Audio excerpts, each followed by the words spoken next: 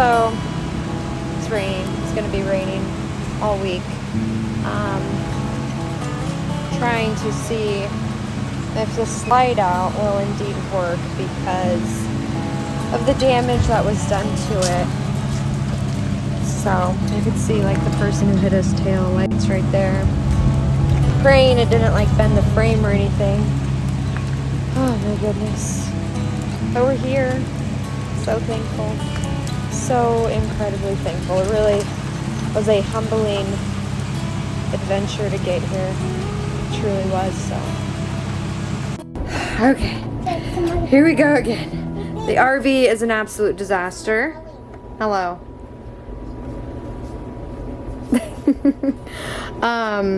Things are just not the way I wish they were because I'm a very organized person and it's hard to live in chaos, right? I feel like you're the same way. Totally. Oh, I thought I pointed at that door. I was like, I've never seen her. He has like raised this moon. Okay.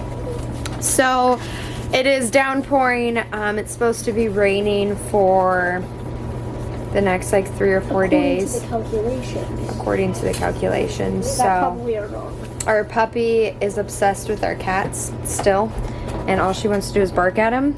So we had to tie her up right there because it's very frustrating. The girls are playing. Say hi, Adia. Hey. Say hi. That, Mom? It's a video. There is the disaster of an RV. But about to smoke my cigar. Owen's gonna smoke a cigar. And He's gonna have one with me. the cats are adjusting as well as they can be. We just used our compost toilet for the first time. It's gonna be. But it needs a good fixing after getting smacked by a car on the highway. It does need a good fixing after the car wreck we got That's in. why I'm plumber jaded, people. I think Mark Zelmer would be proud of you for that. Ha! All right, over and out. Wink, wink. The modern day pioneers have a leak in their wagon. How are you feeling? Annoyed. Annoyed. We're trying to put together a water filter so we can have some good clean water. I lost the part. He lost the part. The RV is such a disaster. It makes me want to cry because I cannot stand living like this. Ah. Over this weekend, I'm going to clean up, organize. Oh my goodness. That's driving me bonkers. Alright guys, we've successfully measured out the driveway. We're looking at approximately about 1,000 feet from the bottom of the hill at our entryway all the way to the top of the hill. In either direction, we got two different options here. Trying to stay away from our driveway as much as possible and keep it, towards the edge of the property line. Measuring everything out with our handy dandy tools. Let me see. Got our measuring tape, spray paint. As you can see right over here, got it marked out for one of our options. The other option is going to be further over in that direction, kind of in between the trees and whatnot. But as we come down the hill, get my stuff real quick. Got everything measured out, marked out per 100 feet. But as we come down this hill,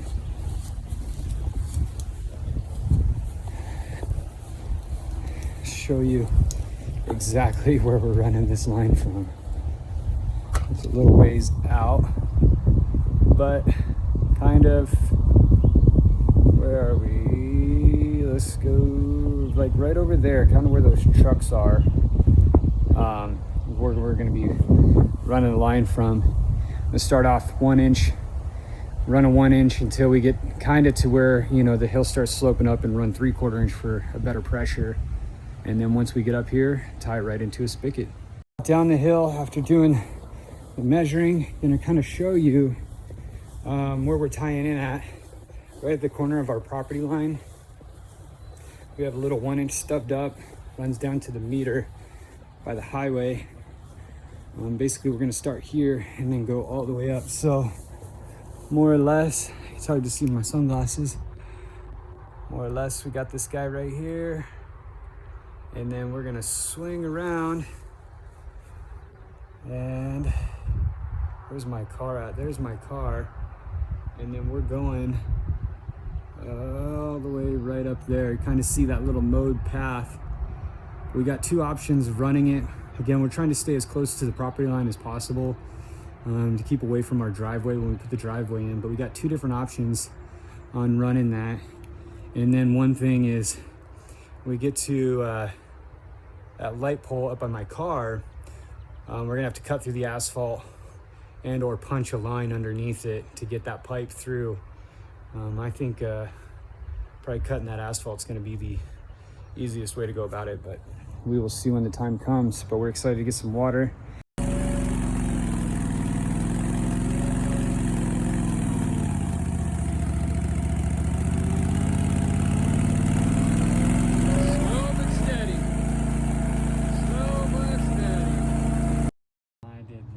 What was that? I did this. Are you gonna say it like you're proud? I'm tired. But look what you did. How's it feel? It's great. Yeah, okay, let me see.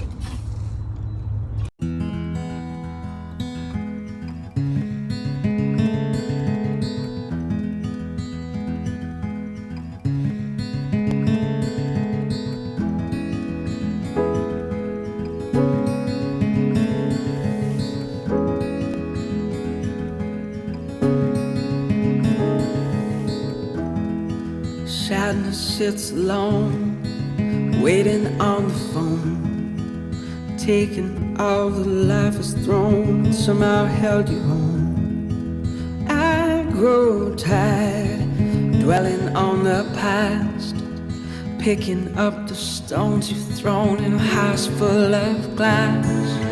Life moves by, no matter what's been done. Tears we cry, losing someone. The pain inside, spinning all along. We'll keep moving on.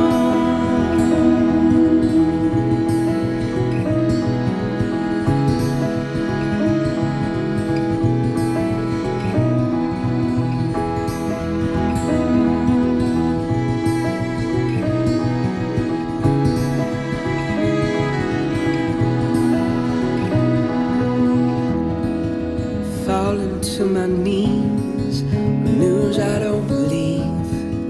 Lots I'd wish I'd said to you, but no more I can do. I grow tired, fighting with the fear of living in a world where you're not here.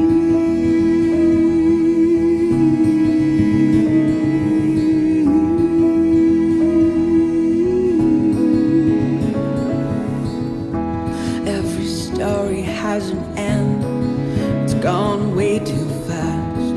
I'm sick of throwing stones in my house of glass. Life moves by, no matter what's been done.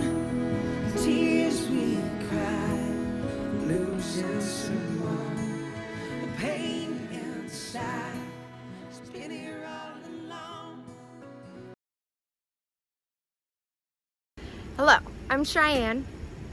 And I'm that one guy. I'm Owen. We haven't sat down and talked about what happened on the journey out here from Colorado. We expected just to drive out here. But unfortunately it was extremely eventful and traumatic and how would you describe it, Owen? Blessing that we still got out here. And it's a blessing that we're here. Because while we were driving through St. Louis, our RV, which is our home, was hit by a lady going 85 miles per hour. Owen was in the very far right lane. This was on the interstate. And going around a bend, this lady went around the bend, hauling, lost control, swerved and hit the concrete wall, went across all three lanes and went boom, boom, and nailed the RV. What was that experience like for you?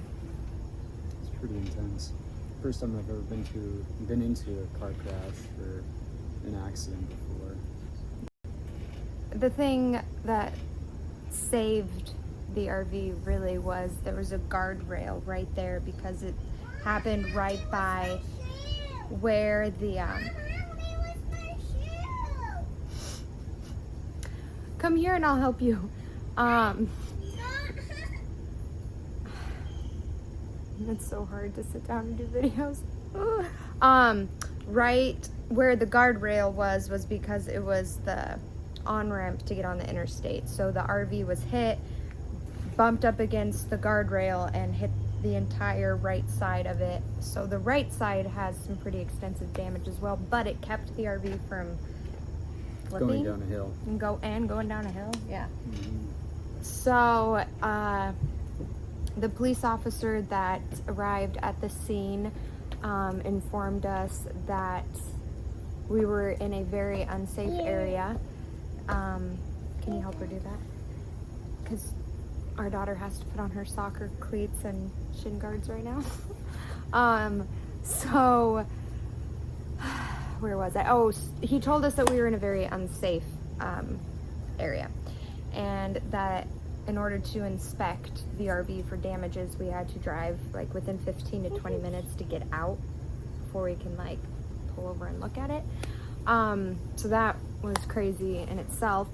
And the gentleman who was in the car with the woman like immediately fled the scene when the officers showed up. So, you know, the officer was like, he probably has a warrant out for his arrest. Like, that's just common for this part of the city.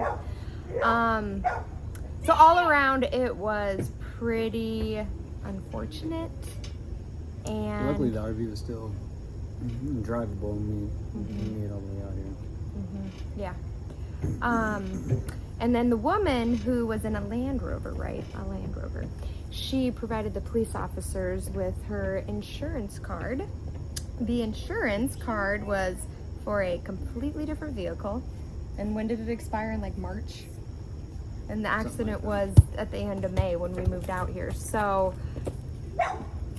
yeah, she did not have insurance. So we thankfully had full coverage on it, and we were able to still get something out of it, you know, because when they came and assessed the damages, the guy immediately told us, like, can you not do that right there, please, honey? It's totaled. So we live in a totaled RV on raw land in Tennessee. That was what happened getting out here. Yeah. Crazy adventure. You want to add anything? I don't know what to say.